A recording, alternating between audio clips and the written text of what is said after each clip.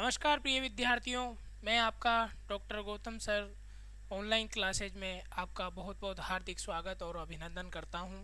तो हम संज्ञा प्रकरण की इस प्रश्नोत्तरी कार्यक्रम की आज अंतिम क्लास है और इसकी शुरुआत करते हैं आज के नए प्रश्नों के साथ। तो आ जाइए, जल्दी से जुड़ जाइए। अगर आप हमारे YouTube चैनल पर पहली बार आए हैं तो प्लीज़ इसे सब्सक्राइब करें और इसके पास में लगे हुए बेल आइकन को दबाना न भूलें और ज़्यादा से ज़्यादा शेयर करें। तो ठीक है, शुरुआत करते हैं आज की कक्षा की।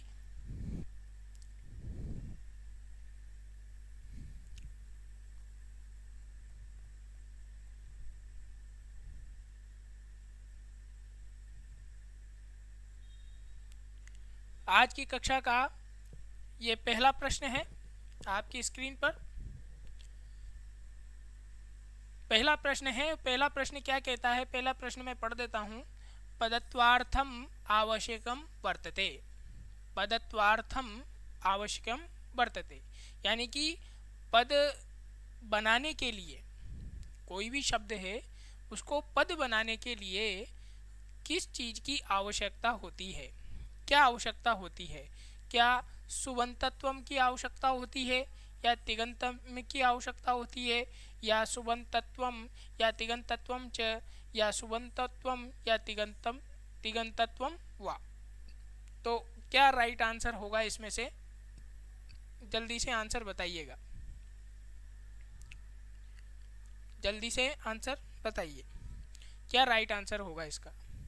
तो देखो, पद बनाने के लिए हमें क्या है? सुप प्रत्यय और तिङंत प्रत्यय, तिंग प्रत्यय। जैसा कि मैंने बताया था, विभक्ति प्रत्यय जो होते हैं सुप प्रत्यय, सु ओजस अम ओटस टाभ्याम्भिस गेभ्याम्भ्यस ग्यसिभ्याम्भ्यस यस ओस आम गी ओस सुप, ये सुप प्रत्यय है।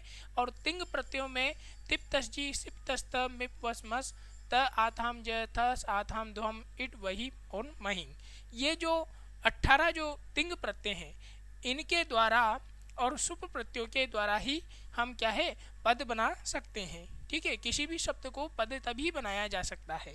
तो ये पूछ रहा है कि पदत्वार्थम आवश्यकम वर्तते, पद बनाने के लिए क्या आवश्यक है? ठीक है, तो सुबंतत्वम, केवल सुबंत आवश्यक है क्या? नहीं, तिगंत भी आवश्यक है। तो ये दोनों तो आंसर यहाँ पर खत्म हो जाएंगे। अब क्या होगा? सुबंतत्वम तिगंतत्वम च। ठीक है, तो आपका आंसर राइट क्या हो जाएगा? यही हो जाएगा। इन दोनों के अलावा अन्य कोई मिलता ही नहीं है, तो ये आपका यहाँ पर सा ऑप्शन है जो राइट हो जाएगा। अगले प्रश्न की ओर चलते हैं। अगला प्रश्न है ककारात पूर्व अर्थ विसर्ग भवति। ठीक है, ककारात पूर्व अर्ध विसर्ग भवति, अर्ध विसर्ग। ठीक है, तो जो क है, ये क जो है, ये क के पीले आगे इस तरह का निशान और ख जो है इसके आगे इस तरह का जो निशान आ जाए तो उसको क्या कहा जाता है?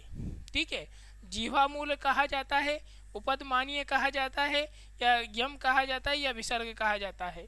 ठीक है, क्या कहा जाता है? तो इसको क्या कहा जाता है? जीवा मूल्य कहा जाता है।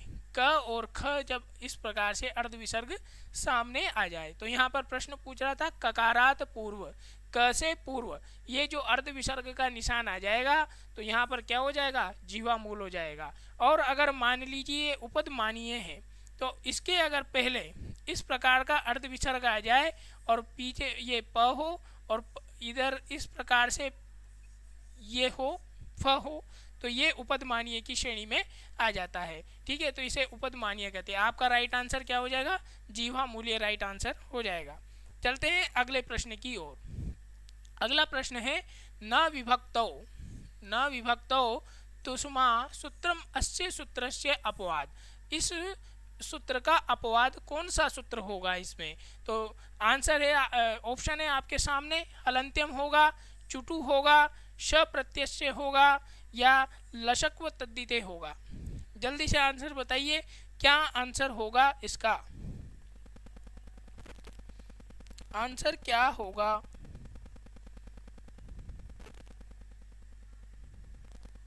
तो देखिए, न विभक्तो तुष्मा सूत्र जो है इस सूत्र का जो अपवाद सूत्र है वो क्या होगा, हलंत्यम, क्योंकि हलंत्यम जो सूत्र है वह अंतिम हल जो व्यंजन है, उन अंतिम हलित जो व्यंजन है उनकी क्या कर देता है, इत संज्ञा कर देता है। ठीक है, जो कि कोई सा भी वर्ण हो चाहे उसकी क्या होगी, इत संज्ञा हो जाएगी। अंतिम हल वर्ण की क्या हो जाएगी, इत संज्ञा हो जाएगी। किसके माध्यम से, हलंत्यम सूत्र के माध्यम से। मगर न विभक्तो जो तुष्मा है ये इसका क्या है, निषेध करता है। किसमें, जब विभक्ति आ जाए या कोई ऐसा शब्द आ जाए जिसके पीछे हलंत लगा हुआ हो विभक्तियों में, वहाँ ये न विभक्तो तुष्मा जो सूत्र है ये उसका क्या है, हलंत्यम का निषेध कर देता है। मगर हलंत्यम का अपवाद जो है, न विभक्तो तुष्मा का जो अपवाद है वो हलंत्यम कहलाएगा। इसलिए राइट आंसर क्या हो जाएगा, हलंत्यम हो जाएगा। चलते हैं अगले प्रश्न की ओर। निम्नलिखिता नाम असंगतम लिखता, निम्नलिखित में से असंगत बताइए। तो असंगत क्या होगा, ग जो है इसका उच्चारण स्थान कंठ होगा क्या, ज का उच्चारण स्थान तालु होगा क्या, व का उच्चारण स्थान कंठोष्टम होगा क्या, या उ का उच्चारण स्थान औष्ठव होगा। बताइए क्या होगा।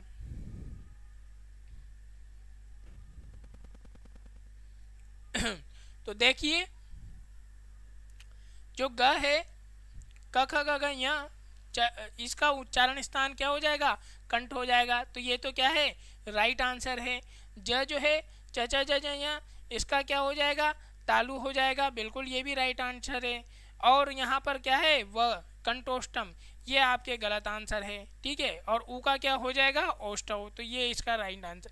तो यहाँ पर क्या पूछ रहा है, वो असंगत पूछ रहा है। क्या पूछ रहा है, असंगत बताना है। तो वकारस्य दंतोष्टम होता है, क्या होता है, वकारस्य क्या होता है, दंतोष्टम होता है। वकारस्य क्या होता है, दंतोष्टम होता है। ठीक है, तो ये इसका क्या हो जाएगा, राइट आंसर हो जाएगा। चलते हैं अगले प्रश्न की ओर। अगला प्रश्न है आपकी स्क्रीन पर, इकारस्य उच्चारण स्थानम अस्ति, इकारस्य उच्चारण स्थानम अस्ति। ठीक है, तो इकार का उच्चारण स्थान क्या होगा, सीधा सा प्रश्न है, तालु होगा। चलते हैं अगले प्रश्न की ओर। अगला प्रश्न है, सकारस्य उच्चारण स्थानम अस्ति, सकारस्य उच्चारण स्थानम अस्ति, सकार का उच्चारण स्थान क्या होगा। तो सकार का उच्चारण स्थान क्या होगा, क्या दंता होगा, क्या तालु होगा, या मूर्धा होगा, या औष्ठव होगा। बताइए क्या होगा, जल्दी से आंसर बताइए क्या होगा।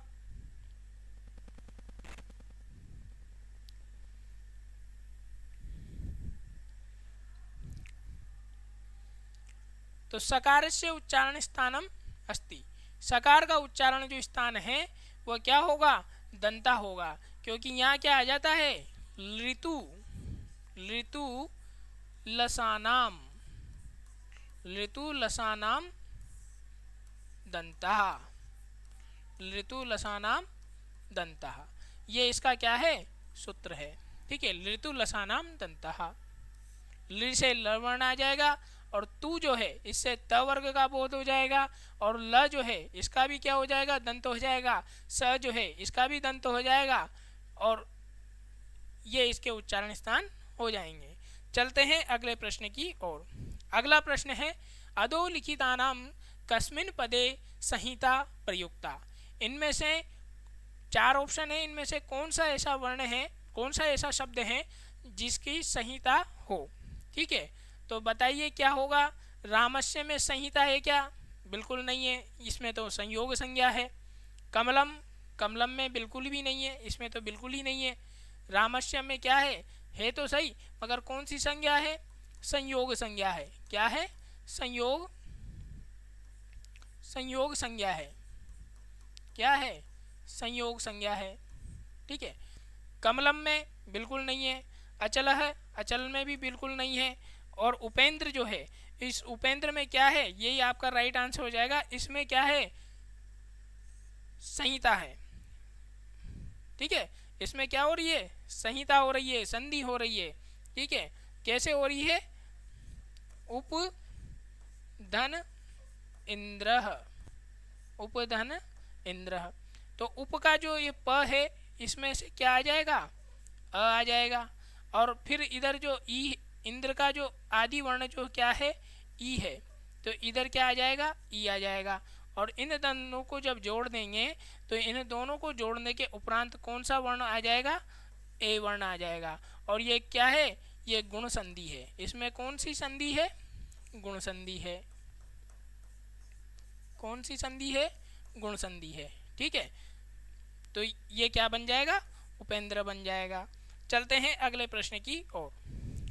मुख्यतः प्रत्याहारा भवंती, प्रत्याहार जो हैं वो कितने हैं, मुख्य रूप से जो प्रत्याहार बताए गए हैं वो कितने हैं, तो प्रत्याहार कितने हैं, 42 प्रत्याहार हैं। यही इसका राइट आंसर हो जाएगा। चलते हैं अगले प्रश्न की ओर। ओ इति वर्णो अस्ति, ओ इति वर्णो अस्ति, तो ये जो ओ वर्ण है इसके नीचे ये क्या, एक आड़ी रेखा लगी हुई है। अब इस वर्ण को आपको बताना है कि ये कौन सा वर्ण है। ठीक है, मतलब ये क्या है, क्या कौन सा स्वर है, उदात्त स्वर है क्या, क्या अनुदात्त स्वर है, क्या स्वरित है, या सभी है, ये आपको आंसर बताना है। तो जल्दी से आंसर बताइए, क्या आंसर होगा इसका।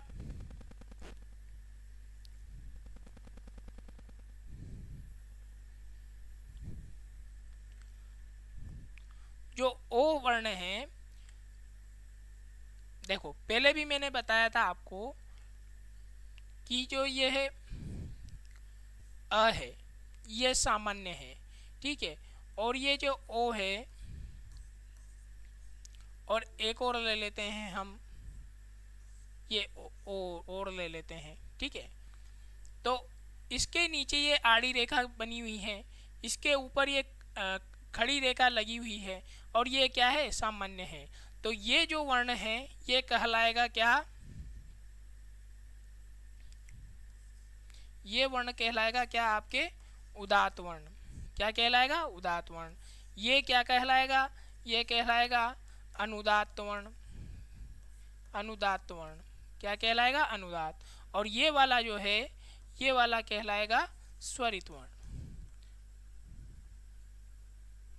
ये क्या कहलाएगा, स्वरित।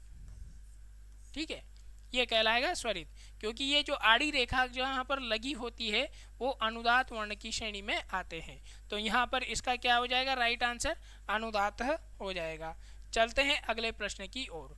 अ इति वर्णो अस्ति, अब अ के नीचे कुछ भी चिन्ह लगा हुआ नहीं है, ना अनुदात्त का चिन्ह लगा हुआ है और न ही स्वरित का लगा हुआ है। तो यहाँ पर राइट आंसर क्या हो जाएगा, हमारा उदात्त हो जाएगा। चलते हैं अगले प्रश्न की ओर। अगला प्रश्न है, कस्य वर्णस्य अष्टादश भेदा न संति। ये न है, न क्या है, न संति, न पूछ रहा है ना, कौन से वर्ण के अष्टादश भेद नहीं होते हैं। तो अ के होते हैं क्या अष्टादश भेद, होते हैं क्या, बिल्कुल वो होते हैं। ई के होते हैं क्या, ई के भी होते हैं। ऊ के होते हैं क्या, ऊ के भी होते हैं। ए के नहीं होते हैं। ए के कितने होते हैं, ए के होते हैं 12। ऊ के 18 होते हैं। ई के भी क्या होते हैं, 18 होते हैं। और अ के भी क्या होते हैं, 18 होते हैं। ठीक है, तो ये आपका राइट आंसर हो जाएगा। चलते हैं अगले प्रश्न की ओर। तुल्यास्य प्रयत्नं सवर्णम इत्यनेन संज्ञा भवन्ति। तुल्यास्य प्रयत्नं सवर्णम इत्यनेन संज्ञा भवति। तुल्यास्य प्रयत्नं सवर्णम, ये इत्यनेन संज्ञा भवति, तो क्या संज्ञा होगी, तुल्यास्य प्रयत्न में तुल्य संज्ञा होगी, सवर्ण संज्ञा होगी, लोप संज्ञा होगी, या प्रयत्न संज्ञा होगी। बताइए जल्दी से आंसर क्या होगा इसका। 4 ऑप्शन है आपके सामने, कौन सी संज्ञा होगी। तुल्यास्य प्रयत्नम सवर्णम सूत्र से कौन सी संज्ञा होगी। तो यहाँ पर क्या आ जाएगा, राइट आंसर हो जाएगा आपका सवर्ण संज्ञा होगी, क्योंकि ये क्या, ये जो सूत्र है तुल्यास्य प्रयत्नम सवर्णम, ये क्या करता है, सवर्ण संज्ञा करता है। चलते हैं अगले प्रश्न की ओर। अगला प्रश्न है, स्पष्ट प्रयत्ने कति वर्णा। स्पष्ट जो प्रयत्न है उसमें कितने वर्ण होते हैं, क्या 4 वर्ण होते हैं, क्या 8 होते हैं, क्या 14 होते हैं, या 25 होते हैं। स्पष्ट प्रयत्न कति वर्णा, स्पष्ट प्रयत्न में कति वर्णा भवति। तो ये पूछ रहा है स्पष्ट प्रयत्न में।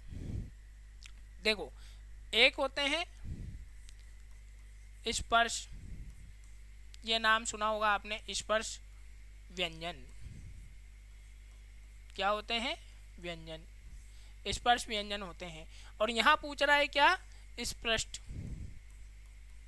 स्पष्ट प्रयत्न पूछ रहा है। क्या पूछ रहा है? स्पष्ट प्रयत्न पूछ रहा है। तो स्पर्श व्यंजनों की संख्या कितनी होती है? 25 होती है। और स्पष्ट जो प्रयत्न है इनकी भी क्या हो जाएगी? इनके भी इनकी जो संख्या है इनके भी कितनी हो जाएगी? 25 हो जाएगी। तो यहाँ पर राइट आंसर क्या हो जाएगा आपका? 25 हो जाएगा। चलते हैं अगले प्रश्न की ओर। सुमेलितम नास्ति, सुमेलितम नास्ति, इनमें से सही नहीं है, ये बताना है। कौन सा सही नहीं है? देखो, ये क्या है? खर प्रत्याहार है, ये क्या है? हर्ष प्रत्याहार है, ये क्या है? अल्प प्राण है, और ये क्या है? महाप्राण है। इनमें से आपको बताना है कि सुमेलित कौन सा नहीं है। ठीक है, तो सबसे पहले हम शुरुआत करते हैं नीचे से। महाप्राण वर्ण जो है 14 होते हैं क्या? जी बिल्कुल होते हैं, 14 ही होते हैं। वर्ग का 14 ही होते हैं। वर्ग का दूसरा और चौथा वर्ण, ठीक है, ये हो जाता है। तो वर्ग का दूसरा चौथा मिल के 10 वर्ण तो ये हो गए। अब बचे कितने? 4 वर्ण। तो महाप्राण वर्णों के साथ क्या आ जाएंगे? क्या आ जाएंगे? महाप्राण वर्णों के साथ आ जाएंगे स स स ह। ठीक है, तो इस प्रकार से ये 14 वर्ण है, ये भी बिल्कुल सही है। अल्प प्राण वर्ण है, ये 19 वर्ण होते हैं। तो 19 वर्ण होते हैं, तो ये भी बिल्कुल सही है। वर्ग का पहला हो जाएगा, दूसरा आ जाएगा, सॉरी, वर्ग का पहला, तीसरा और पांचवा ये वर्ण हो जाएंगे। तो इस प्रकार से कितने हो जाएंगे? 15 ये हो जाएंगे, और 4 वर्ण आ जाएंगे, ये वर्ण और फिर उसके बाद में हर्ष प्रत्याहार जो है ये भी बिल्कुल सही है, इसके भी 20 वर्ण होंगे। तो खर प्रत्याहार जो है, इस खर प्रत्याहार में वर्ग का पहला और दूसरा वर्ण आता है। ठीक है, और प्लस में क्या आ जाता है? प्लस में क्या आ जाता है? श स और ह, ये वर्ण आ जाते हैं। तो वर्ग का पहला और दूसरा ये जोड़ेंगे तो कितने हो जाएंगे? 10 हो जाएंगे। और इन चारों को जोड़ देंगे तो कितने हो जाएंगे? 4 हो जाएंगे। और 10 + 4 बराबर कितने हो जाएंगे? 14 हो जाएंगे। तो ये इसका राइट आंसर है। मगर यहाँ पर कितना बता रहा है? 15, जबकि ये क्या है? गलत है। तो ये इसका राइट आंसर हो जाएगा। चलते हैं अगले प्रश्न की ओर। अगला प्रश्न है समुचितम नास्ति, समुचित नहीं है। इनमें से ये जो 4 ऑप्शन हैं इनमें से क्या सही नहीं है ये आपको बताना है। ठीक है, एक सही नहीं है, बाकी सभी सही हैं। पहला ऑप्शन है आपके सामने, अ के 18 भेद होते हैं, ए के 12 भेद होते हैं, री के 30 भेद होते हैं, और री के कितने भेद होते हैं? ली के 12 भेद होते हैं। तो आपको इसका आंसर बताना है, क्या होगा इसका राइट आंसर। देखो, अ के क्या होते हैं? 18 भेद होते हैं, तो बिल्कुल राइट आंसर है। ए के 12 भेद होते हैं, तो ये भी बिल्कुल राइट आंसर है। ली के भी 12 भेद होते हैं, ये भी बिल्कुल राइट आंसर है। मगर यहाँ पूछ रहा है क्या? री के 30 भेद।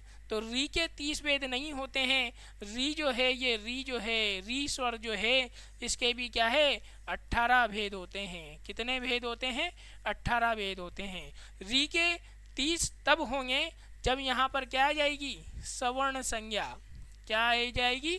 सवर्ण संज्ञा जब लिखा हुआ आ जाएगा तब इसके कितने भेद हो जाएंगे? 30 भेद हो जाएंगे, क्योंकि इसमें प्लस क्या हो जाएंगे? री के 12 भेद हो जाएंगे प्लस, और ये इसके तो 18 है ही सही, तो 12 + 18 बराबर कितने हो जाएंगे? 30 भेद हो जाएंगे। यही इसका राइट आंसर है। ठीक है, चलते हैं अगले प्रश्न की ओर। अगला प्रश्न है समुचितम नास्ति, सही नहीं है। ये प्रश्न है, ये एग्जाम में प्रश्न आने लायक हैं और आते भी हैं। तो बताइए, 4 ऑप्शन आपके सामने दे रखे हैं। पहला ऑप्शन है रित, रित के 6 भेद होते हैं क्या? आत है, इसके भी 6 भेद होते हैं क्या? इत, इसके भी 6 भेद होते हैं क्या? अ जो है, इसके भी 6 भेद होते हैं क्या? तो बताइए क्या होगा इसका आंसर। जल्दी से आंसर बताइएगा, क्या इसका आंसर होगा। कमेंट्स बॉक्स में आप आंसर टाइप कर दीजिएगा ताकि मुझे पता लग जाए। देखो रित जो है, ये रित है, इसके 6 भेद होते हैं, ये बिल्कुल सही है। क्यों सही है? क्योंकि पीछे क्या है, त परस तत्कालस्य सूत्र के माध्यम से री जो है, ये त जब हलंत वाला त जब इस री स्वर के पीछे लग जाता है या किसी भी स्वर के पीछे लग जाता है तो केवल इसी का ही बोध करवाता है, और इसी का बोध करवाने के कारण इस अकेले के क्या हो जाएंगे, 6 ही भेद स्वीकार किए जाएंगे, बाकी इसके भाइयों के भेद स्वीकार नहीं किए जाएंगे। इसी प्रकार से जो आत है, इस आत के भी क्या हो जाएंगे, 6 ही भेद स्वीकार किए जाएंगे, ये भी सही है।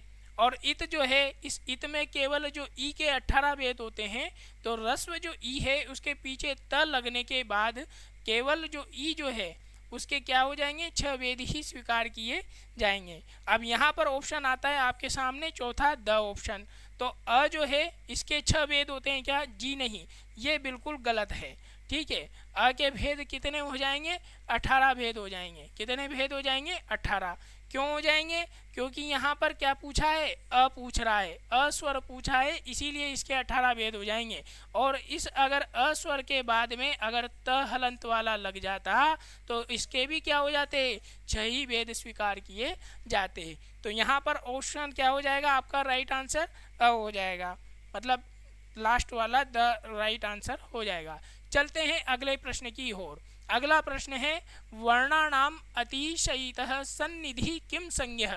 ठीक है, वर्णानाम अतिशयितः सन्निधि किम संज्ञः, वर्णों की अत्यधिक समीपता हो जाने के उपरांत उसको कौन सी संज्ञा कहा जाता है।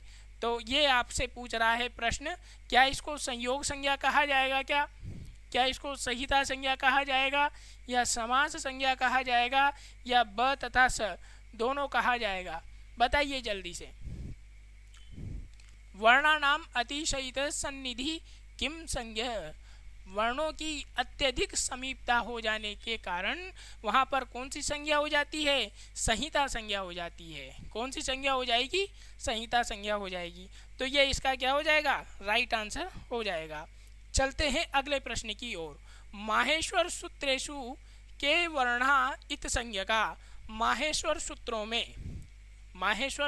में के वर्णा कौन से वर्ण इत संज्ञक कहलाते हैं। ये इसका आंसर, ये आपके सामने 4 ऑप्शन है। पहला ऑप्शन है अंत्यः, दूसरा ऑप्शन है आद्यः, तीसरा ऑप्शन है सर्वे, और चौथा ऑप्शन है इनमें से कोई नहीं। तो कौन सा जो वर्ण है, मतलब कौन से वर्ण जो है वो क्या कहलाते हैं, इत संज्ञक कहलाते हैं माहेश्वर सूत्रों में। तो ये आपको आंसर बताना है। ठीक है, तो ये जो है इत संज्ञा वाले जो माहेश्वर सूत्रों में जो वर्ण हैं वो हमेशा क्या होंगे, अंत में होंगे। ठीक है, माहेश्वर जितने भी 14 माहेश्वर सूत्रों में जो अंतिम वर्ण जो है वो इत संज्ञक वर्ण कहलाता है और वो अंत में होता है। ठीक है, इसीलिए ये इसका क्या हो जाएगा, राइट आंसर हो जाएगा। चलते हैं अगले प्रश्न की ओर। अगला प्रश्न है आपकी स्क्रीन पर, पहला है आम्रेडितम भवति, आम्रेडितम भवति, आम्रेडितम भवति।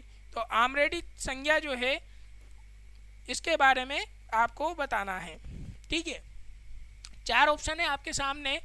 पहला ऑप्शन है द्विरुक्त वर्ण, आम्रेडित जो संज्ञा है वो किसकी होती है, द्विरुक्त वर्णों की होती है, द्विरुक्त से पूर्वम होती है, या द्विरुक्त से परम होती है, या इनमें से कोई नहीं। तो आम्रेडित संज्ञा जो है वो हमेशा क्या हो गई, किसकी होगी, द्विरुक्त से परम। बाद में जो शब्द होगा, आम्रेडित संज्ञा क्या होगी, जो बाद वाला जो शब्द होगा उसकी क्या हो जाएगी, आम्रेडित संज्ञा हो जाएगी, उसके क्या हो जाएंगे, द्विरुक्त से वर्ण आ जाएंगे। तो ये परम जो है ये बाद वाले वर्ण की हमेशा आम्रेडित संज्ञा होती है, जबकि पहले वाला जो शब्द होगा उसकी अभ्यास संज्ञा कही जाती है। कौन सी संज्ञा कही जाती है, अभ्यास संज्ञा कही जाती है। चलते हैं अगले प्रश्न की ओर। यय प्रत्याहारे कति वर्णा सम्मिलिता भवन्ति, यय जो प्रत्याहार है, ठीक है, यह प्रत्याहार में कितने वर्णों को सम्मिलित किया जाता है, ये यहाँ पर प्रश्न पूछ रहा है। ठीक है, तो ऑप्शन में आपके सामने पहला क्या षड्विंशति होता है, क्या एकोन त्रिंशत है, या एक त्रिंशत है, या अष्टविंशति। तो बताइए जल्दी से क्या होगा इसका आंसर। यह प्रत्याहार में कितने वर्ण आते हैं? देखो, यह प्रत्याहार में माहेश्वर सूत्रों में जो हय व रट से लेकर और कहाँ तक आ जाएंगे हम, कपय तक। ठीक है, माहेश्वर सूत्र में यह प्रत्याहार से हय व रट जो वाला जो सूत्र है, ह य व र और ट, ये वाला जो सूत्र है, ये इस ह को यहाँ से छोड़ देंगे और इसके बाद में कहाँ तक आ जाएंगे, क प और य, ये हलंत वाले तक। तो इस य से लेकर और इस य को क्या बोलते हैं, यय प्रत्याहार। कौन सा प्रत्याहार बोलते हैं, यय प्रत्याहार। तो यहाँ इस वाले य से लेकर इस वाले य तक कितने वर्ण इसमें सम्मिलित होते हैं वो आपको बताना है। तो इसमें जो आपका जो आंसर होगा वो क्या हो जाएगा, एकोन त्रिंशत। एकोन त्रिंशत का मतलब होता है 30 में -1 बराबर कितना, 29। एकोन त्रिंशत यानी 30 में 1 कम बराबर कितने हो जाएंगे, 29 वर्ण हो जाएंगे। क्योंकि यह जो ह वर्ण जो है ये हम इसको नहीं गिनते हैं यही प्रत्याहार में, और यह से लेकर इस कपय वाले यह तक 29 वर्ण आते हैं। तो ये आपका क्या हो जाएगा, राइट आंसर हो जाएगा। चलते हैं अगले प्रश्न की ओर। अगला प्रश्न है आपकी स्क्रीन पर, एक मात्रिक स्वरः भवति। तो ये बहुत आसान सा प्रश्न है, इसका आप आंसर बता ही दोगे। तो मैं बता देता हूँ, एक मात्रिक जो स्वर है वो क्या कहलाएगा, ह्रस्व स्वर। द्विमात्रिक स्वर क्या कहलाएगा, दीर्घ स्वर। और 3 मात्राओं वाला स्वर क्या कहलाएगा, प्लुत स्वर कहलाता है। ठीक है, एक मात्रो भवेद ह्रस्वो द्विमात्रो दीर्घम मुच्यते त्रिमात्रम प्लुतुर्गेयो और व्यंजनम च अर्धमात्रिकम। व्यंजन कौन सा होता है, अर्धमात्रा वाला होता है। चलते हैं अगले प्रश्न की ओर। अगला प्रश्न है, निम्नांकितेषु अयोगवाही वर्णः नास्ति। अयोगवाह जो वर्ण है वो नहीं है इनमें से। ये प्रश्न आपके सामने है, निम्नांकितेषु अयोगवाही वर्ण नास्ति। तो ये 4 ऑप्शन आपके सामने हैं। अ ऑप्शन है जिसमें अ है क्या, इसमें फिर अनुस्वार वाला है, ये आपके यहाँ पर ये वैसे जीवा मूल्य होना चाहिए था यहाँ पर मैं बता देता हूँ ये वाला। ठीक है, और ये है विसर्ग वाला। तो अयोगवाह जो वर्ण है उनके अंतर्गत कौन कौन से वर्ण आते हैं, तो ये आपका प्रश्न ये पूछ रहा है कि अयोगवाह वर्ण नास्ति, अयोगवाह वर्ण में नहीं आते हैं। तो कौन सा नहीं आता है, अनुस्वार जो है ये तो आता है बिल्कुल, और जीवा मूल्य जो है ये भी आता है, और विसर्ग भी आता है। ठीक है, और उपुदमानीय भी आता है। तो यहाँ पर ये जो अ है, ये जो अ है ये किसके अंतर्गत, अयोगवाह के अंतर्गत नहीं आता है, इसीलिए आपका राइट आंसर क्या हो जाएगा, अ आ जाएगा। चलते हैं अगले प्रश्न की ओर। अगला प्रश्न है, वर्गाणाम विषम वर्णा भवन्ति। वर्ग जो है कुछ टुतुपु जो है, क वर्ग, च वर्ग, ट वर्ग, त वर्ग और प वर्ग। ठीक है, ये 5 वर्ग हैं और इन्हीं 5 वर्गों को क्या कहते हैं, हम स्पर्श व्यंजन कहते हैं। ठीक है, तो ये पूछ रहा है कि ये जो ये 5 वर्ग हैं, इन वर्गों में विषम वर्ण क्या कहलाता है। विषम वर्ण जो आते हैं वो क्या कहलाते हैं, क्या वह घोष वर्ण कहलाते हैं, क्या वह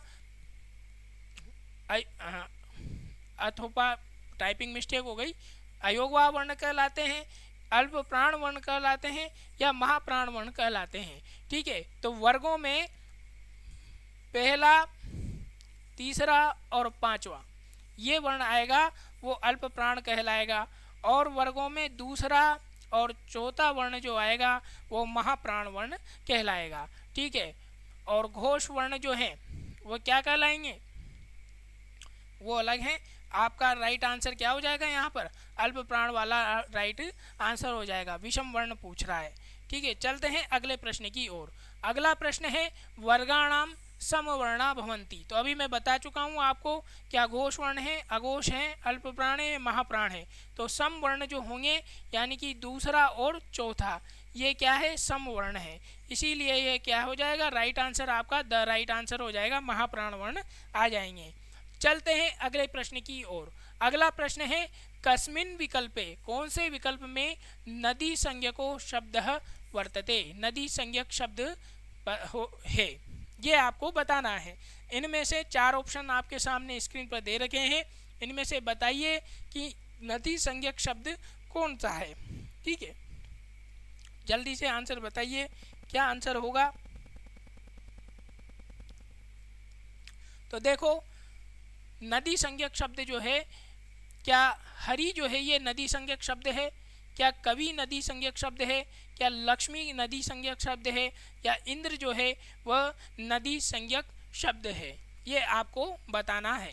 ठीक है, तो नदी संज्ञक शब्द कौन सा होगा, नदी संज्ञा उसी की होती है जिसमें क्या होता है, दीर्घ इकार होता है। ठीक है, या दीर्घ उकार होता है ना, उन्हीं की नदी संज्ञा होती है।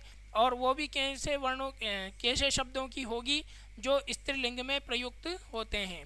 किसमें प्रयुक्त होते हैं, स्त्रीलिंग में प्रयुक्त होते हैं। ऐसे वर्णों की क्या होगी, नदी संज्ञा होगी। तो यहाँ पर जो लक्ष्मी जो शब्द है वो नदी संज्ञक शब्द है, इसीलिए इसका राइट आंसर क्या हो जाएगा, लक्ष्मी राइट आंसर हो जाएगा। चलते हैं अगले प्रश्न की ओर। कस्मिन् विकल्पे घी संज्ञको शब्द अस्ति, घी संज्ञक शब्द आपको बताना है। कौन सा विकल्प है इनमें जो घी संज्ञक शब्द का उदाहरण है, क्या हरि है, क्या सखी है, क्या लक्ष्मी है, क्या इंद्र है। ठीक है, जल्दी से बताइए क्या होगा इसका आंसर। बहुत अच्छे प्रश्न हैं ये, और परीक्षाओं में पूछने की पूरी संभावना बन जाती है। ठीक है, बताइए जल्दी से क्या इसका राइट आंसर हो जाएगा। ठीक है, तो चलो मैं ही बता देता हूँ, आप लोग तो कमेंट्स बॉक्स में कोई रिप्लाई देते ही नहीं हो, इसीलिए मैं ही बता देता हूँ। ये देखो, हरि जो शब्द है, अब इसमें क्या है, देखो घी संज्ञा कहाँ होगी, घी संज्ञा उन शब्दों की होती है जिसमें क्या होता है, या तो रस्व क्या हो, ई हो, सॉरी रस्व क्या हो,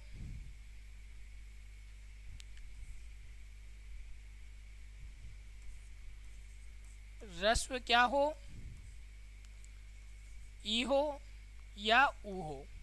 ठीक है, इनकी क्या हो जाती है, घी संज्ञा हो जाती है। मगर ये कैसे शब्द होने चाहिए, ये शब्द होने चाहिए स्त्रीलिंग। कौन से शब्द होने चाहिए, स्त्रीलिंग। इन्हीं शब्दों की क्या हो जाएगी, घी संज्ञा हो जाती है। अब यहाँ देखिए, इंद्र जो है ये क्या है, इंद्र जो है ये तो पुल्लिंग शब्द है। कौन सा शब्द हो गया, पुल्लिंग। ठीक है, पुल्लिंग शब्द हो गया। लक्ष्मी जो है ये स्त्रीलिंग शब्द है, लक्ष्मी शब्द भी क्या है, स्त्रीलिंग शब्द है। मगर ये कौन सा है, इसमें ये दीर्घ इकारांत है। कौन सा है, दीर्घ इकारांत। कौन सा शब्द है, दीर्घ इकारांत। इकारांत मतलब जिसके अंत में दीर्घ ई हो, वो इकारांत शब्द कहलाता है। इकार हो जिसके अंत में दीर्घ ई। और ये हरि जो शब्द है ये क्या है, ये भी पुल्लिंग शब्द है। हरि शब्द क्या है, ये भी क्या है, पुल्लिंग शब्द है। कौन सा शब्द है, पुल्लिंग शब्द है। मगर यहाँ पर राइट आंसर क्या हो जाएगा आपका, सखी। सखी शब्द जो है ये क्या है, एक तो स्त्रीलिंग शब्द भी है और दूसरा क्या है, ह्रस्व इकारांत शब्द है। इसीलिए इसका राइट आंसर क्या हो जाएगा, ब राइट आंसर हो जाएगा। चलते हैं अगले प्रश्न की ओर।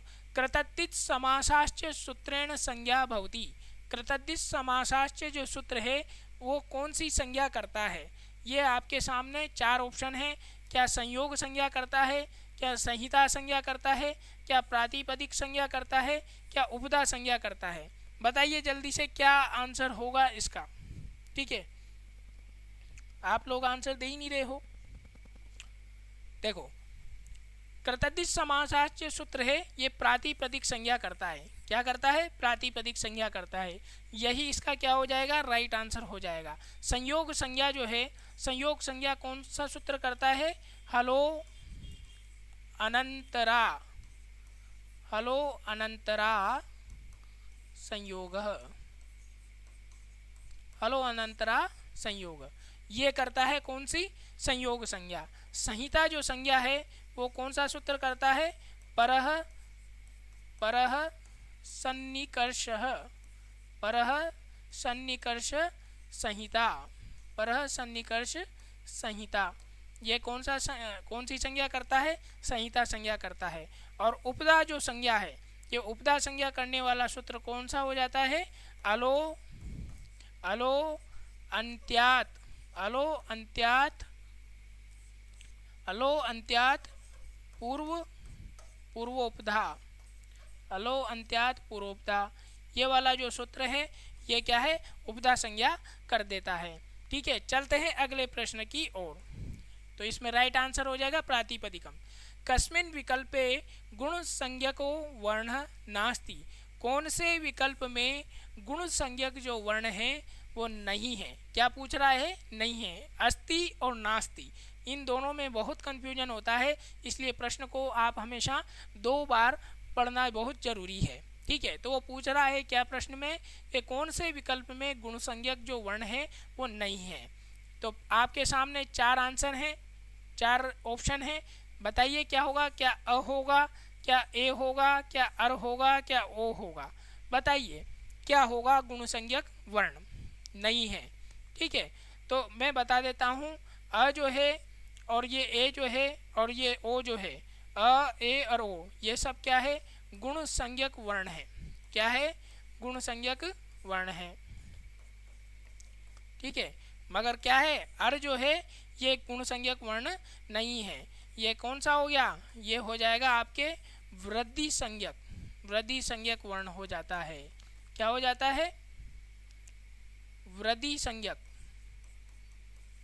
वृद्धि संज्ञक वर्ण हो जाता है। ठीक है, चलते हैं, तो ये इसका क्या हो जाएगा, राइट आंसर हो जाएगा। चलते हैं अगले प्रश्न की ओर। अगला प्रश्न है कस्मिन् विकल्पे वृद्धि संज्ञको वर्ण अस्ति। अब ये पूछ रहा है वृद्धि संज्ञक वर्ण। ठीक है, पहले पूछ रहा था गुण संज्ञक वर्ण कौन सा है, अब पूछ रहा है क्या वृद्धि संज्ञक वर्ण कौन सा है। तो 4 ऑप्शन है आपके सामने। पहला है आ, क्या ई है, क्या ओ है, क्या ए है। ठीक है, बताइए जल्दी से वृद्धि संज्ञक वर्ण कौन सा है। ये पूछ रहा है अस्ति, नास्ति नहीं पूछ रहा है, अस्ति पूछ रहा है। ठीक है, तो अभी हम पहले देख चुके थे, जो ए है ये गुण संज्ञक है, ओ है ये भी गुण संज्ञक है, और ई जो है ये क्या है, ये भी गुण संज्ञक वर्ण है। ठीक है, मगर आ जो है ये कौन सा वर्ण हो जाएगा, ये आपके कौन सा वर्ण हो जाएगा, ये वृद्धि संज्ञक वर्ण हो जाएगा। कौन सा वर्ण हो जाएगा, वृद्धि संज्ञक वर्ण। इसलिए राइट आंसर क्या हो जाएगा, आ राइट आंसर हो जाएगा। चलते हैं अगले प्रश्न की ओर। मनस इत्यस्मिन् पदे टी संज्ञको वर्ण समूह अस्ति। ठीक है, वर्ण समूहों में टी संज्ञक वर्ण जो है वो आपको बताना है। तो इसमें क्या स जो है ये टी वर्ण टी संज्ञक होगा क्या, बिल्कुल ही नहीं होगा, ये तो हो ही नहीं सकता है। क्या नहीं हो सकता है, बिल्कुल नहीं हो सकता है। क्यों, क्योंकि ये क्या है, टी संज्ञक नहीं है। अ जो है ये क्या टी संज्ञक वर्ण है क्या, ये भी नहीं है। ठीक है, तो यहाँ पर टी संज्ञक क्या होता है, अंतिम वर्ण जो होता है वो टी संज्ञक वर्ण कहलाता है। कौन सा होना चाहिए, वो भी स्वर होना चाहिए। ठीक है, तो ये जो है टी संज्ञक वर्ण हो जाएगा, मतलब वर्ण समूह हो जाएगा अस वाला। चलते हैं अगले प्रश्न की ओर। अगला प्रश्न है कस्मिन् विकल्पे संहिता संज्ञा न भविष्यति। इनमें से कौन सा विकल्प ऐसा है जिनमें संहिता संज्ञा नहीं होगी, ये आपको बताना है। बहुत अच्छा प्रश्न है। ठीक है, मोस्ट प्रश्न भी है, ऐसे प्रश्न आ सकते हैं, मोस्ट प्रश्न है। ठीक है, आ सकता है ये प्रश्न। कस्मिन् विकल्प, कौन से विकल्प में संहिता संज्ञा नहीं होती हैं। तो देखो 4 ऑप्शन आपके सामने हैं, बताइए क्या आंसर होगा इसका, जल्दी से आंसर बताइए क्या आंसर होगा इसका, आंसर क्या होगा। देखो सबसे पहले जो आपका प्रश्न आपके ऑप्शन 4 ऑप्शन दे रखे हैं, वधूधन आगमनम, देवधन ऋषभः, पुनर्गणना और जगतधन ईश। ठीक है, तो अब ये पूछ रहा है संहिता संज्ञा। अब संहिता संज्ञा तो किस में नहीं है वो आपको देखनी है। तो देखो वधूधन आगमन, तो ये वधु जो है और पीछे क्या है, स्वर है, और आगे क्या है, आगे भी स्वर ही है, मगर यहाँ पर इको यणचि सूत्र के माध्यम से जो उ है इसको व आदेश हो जाता है, और व आदेश होने के उपरांत यहाँ पर क्या हो जाएगा, वध्वागमनम हो जाएगा। और यहाँ पर कौन सी संधि हो जाएगी, यहाँ पर कौन सी संधि हो जाएगी, यण संधि हो जाएगी। कौन सी संधि हो जाएगी, यण संधि हो जाएगी। ठीक है, तो ये तो आपका क्या हो जाएगा, सही हो जाएगा। वो पूछ रहा है न भविष्यति, नहीं होगी संहिता, कहाँ संहिता नहीं होगी, तो यहाँ तो बिल्कुल हो रही है, ये तो आपका बिल्कुल राइट आंसर है। दूसरा है देवधन ऋषभ। ठीक है, देवधन ऋषभ, तो इसमें क्या होगा, देखो पहले क्या है, अ है, बाद में क्या है, री, ये भी स्वर है, तो ये क्या हो जाएगा, यहाँ पर भी क्या हो जाएगी, देव ऋषभ जो है, तो यहाँ क्या हो जाएगी, देवर्षभ, ये है अर आदेश वृद्धि संज्ञा हो जाएगी। ठीक है, और जगत धन ईश, जगत धन ईश का क्या बन जाएगा, यहाँ पर जगत धन ईश का बन जाएगा जगदीश। क्या बन जाएगा, जगदीश, जगत धन ईश। तो यहाँ पर कौन सी संधि हो रही है, यहाँ पर जशत्व संधि हो रही है। कौन सी संधि हो रही है, जशत्व संधि हो रही है। त की जगह क्या हो जाएगा, द आदेश हो जाएगा, और क्या बन जाएगा, जगदीश बन जाएगा। और ये जो पुनर्गणना जो है यही आपका राइट आंसर है, पुनर्गणना। तो ये पुनर्गणना जो है ये क्या है, इस प्रकार से है, पुनः, और यहाँ क्या आ जाए, विसर्ग। ठीक है, और पीछे क्या आ जाएगा, गणना। ठीक है, तो जो ये विसर्ग है, ये विसर्ग क्या हो जाएगा, विसर्जनीय जो सूत्र है ये विसर्ग किस में बदल जाएगा, रेफ में बदल जाएगा। तो यहाँ पर संहिता नहीं हो रही है। ठीक है, संहिता कहाँ हो रही है, र तो रेफ में बदल गया ना, विसर्ग रेफ में बदल गया, तो ये इन दोनों की जगह नया वर्ण तो आ ही नहीं रहा है, विकार हो ही नहीं रहा है, तो संहिता यहाँ पर इस वाले शब्द में नहीं होगी। तो ये आपका क्या हो जाएगा, राइट आंसर हो जाएगा। चलते हैं अगले प्रश्न की ओर। अगला प्रश्न है र प्रत्याहारस्य प्रथम व्याख्याकारः अस्ति। र प्रत्याहार के प्रथम व्याख्याकार कौन है, ये र प्रत्यय जो हार है ये बनाया था, तो इसकी जो व्याख्या सबसे पहले किसने की थी, तो वो विद्वान कौन थे, क्या कैयट थे, या नागेश भट्ट थे, या नरेश भट्ट थे, या भट्ट शेखर थे। ठीक है, तो सबसे पहले इसका राइट आंसर मैं बता देता हूँ आपको।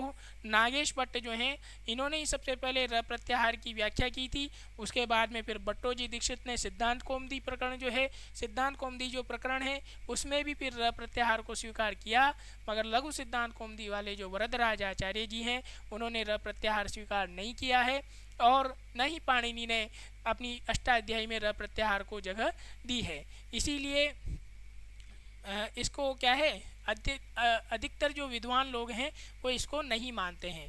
ठीक है, तो लघु सिद्धांत कौमुदी के अनुसार ही प्रत्याहारों की जो संख्या है वो 42 मानी जाती है, और एक जो ये र जो प्रत्याहार है इसको अगर मान लिया जाए तो कितनी हो जाती है, 43 हो जाती है। चलते हैं अगले प्रश्न की ओर।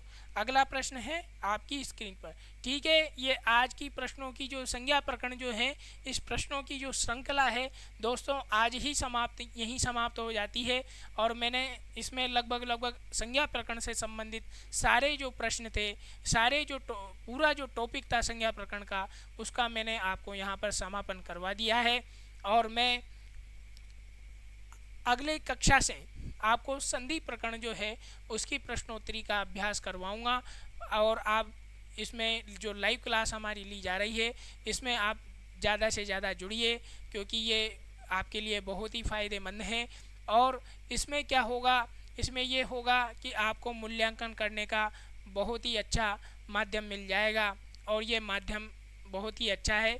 तो आपसे एक ही रिक्वेस्ट है कि अगर आप हमारे इस YouTube चैनल पर ऑनलाइन क्लासेज पर अगर पहली बार आए हैं तो प्लीज़ चैनल को सब्सक्राइब करें और बेल आइकन को दबाना ना भूलें, ताकि जो भी हमारे द्वारा यहाँ से वीडियो प्रसारित किए जाते हैं, जो जानकारी दी जाती है वो आपको समय पर उपलब्ध हो सके।